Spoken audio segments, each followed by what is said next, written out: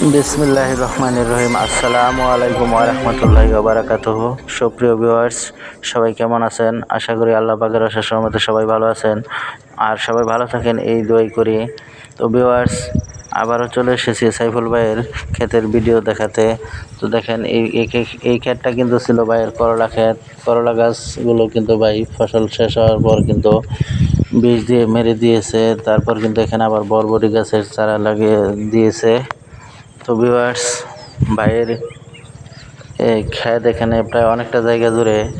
তো ভিডিওটা লম্বা হওয়ার কারণে ভিডিও কিন্তু দুই ভাগে ভাগ করেছি। তো আজকে দেখাবো ভাইয়ের বরবটি ক্ষেত। তো এই দেখেন বরবটি ক্ষেতে এখানে ইকবাল ও আরও একজন বিষ স্প্রে করতেছে। এরা দুজন সাইফুল ভাইয়ের সহকারী। এই যে ইকবাল দেখেন বিষ স্প্রে করতে করতে যাইতেছে। ভিউয়ার্স, ইকবাল সাইফুল ভাই দুজনেই কিন্তু আমার সাথে ফ্যাক্টরিতে কাজ করেছে। তো আমাদের ফ্যাক্টরির অবস্থা বর্তমানে খুবই করুণ অবস্থা, যার ফলে কিন্তু ইকবাল আরও 1 বছর আগে কিন্তু রিজাইন দিয়ে এখন বাইরে কাজ করতেছে। সাইফুল ভাইও তাই রিজাইন দিয়ে বাইরে চলে এসেছে। সাইফুল ভাই ক্ষেত নিয়েছে, সেই ক্ষেতেই কিন্তু ইকবাল বর্তমানে কাজ করতেছে। তো এই দেখেন বরবটি গাছ কিন্তু ফলন হওয়া শুরু হচ্ছে। আর এই ফসলগুলো যাতে নষ্ট না হয়ে যায় তার জন্য কিন্তু বিষ স্প্রে করা। দেখতেই পাচ্ছেন বরবটি কিন্তু অলরেডি ধরা শুরু হয়ে গেছে। বরবটি ভিউয়ার্স, বিদেশি বলেন দেশে বলেন, পরিশ্রম করলে তার সুফল পাওয়া যায়। যেমন এই দেশে কিন্তু ফ্যাক্টরিতেই কাজ করেন আর কৃষি কাজ করেন, পরিশ্রম করলে সুফল অর্থ পাওয়া যায় বেশি।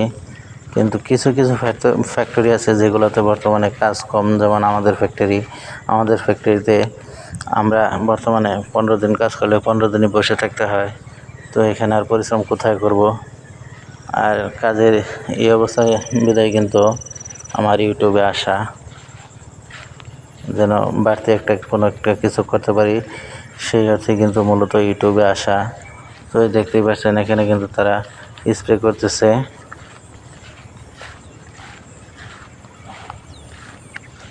বিষ স্প্রে করতেছে। এই যে এরা দুজনেই কিন্তু সাইফুল ভাইয়ের সহকারী। ভিউয়ার্স, ভিডিও ভালো লাগলে অবশ্যই লাইক, কমেন্ট ও শেয়ার করবেন।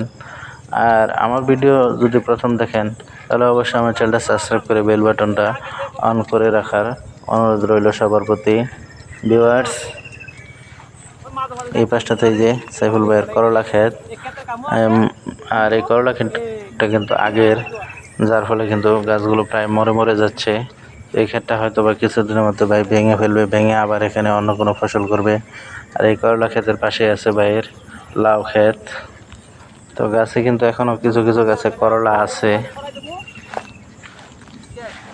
এই যে এটা কিন্তু ভাইয়ের লাউ ক্ষেত।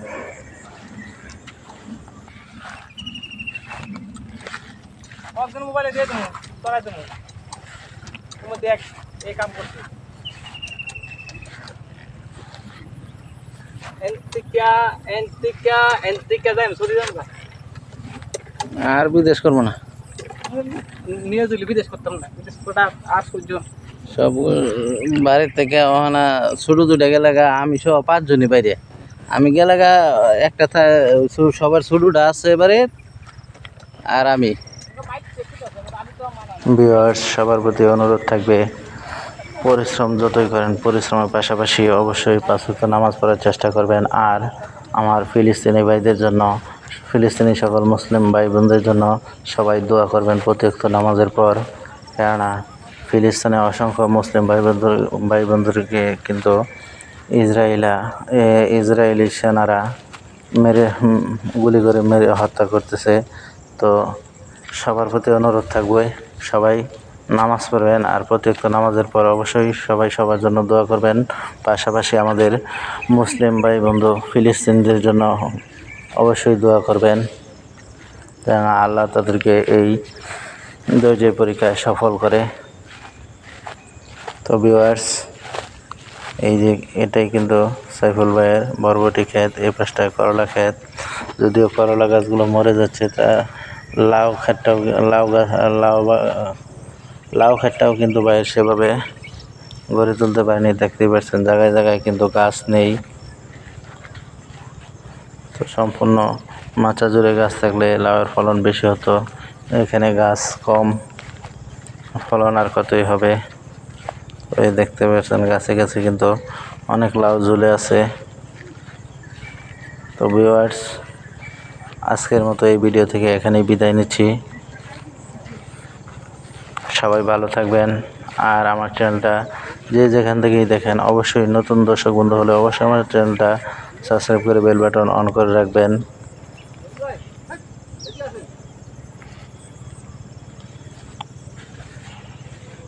তো এই হচ্ছে সাইফুল ভাইয়ের লাউ বাগান। আর নেক্সট ভিডিওতে দেখবেন। সরি, সময় শেষ, ভিডিওটা এখানেই শেষ করতেছি। সবাই ভালো থাকবেন। খুদা হাফেজ।